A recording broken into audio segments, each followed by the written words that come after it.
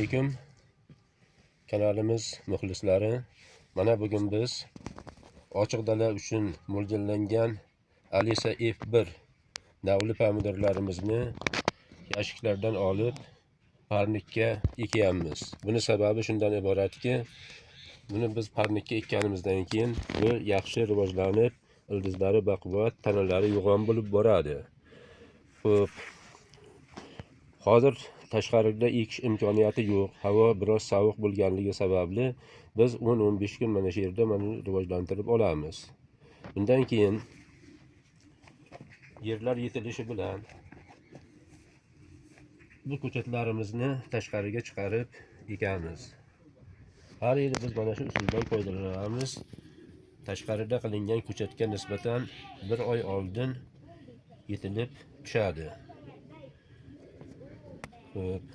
Buni afzallik tomonlari, ko'chirib ekishning afzallik tomonlari shundan iboratki, bu yerda biz buni o'q ildizini olib tashlab ekkanimizdan keyin butun kuch uni tanasiga beriladi va tezda tanasi baquvvat bo'lib dalaga ekishga moslashadi. Diqqat va e'tiborlaringiz uchun rahmat. Keyingi videolarimizda biz buni rivojlanishi haqida batafsil yana ma'lumot berib boramiz.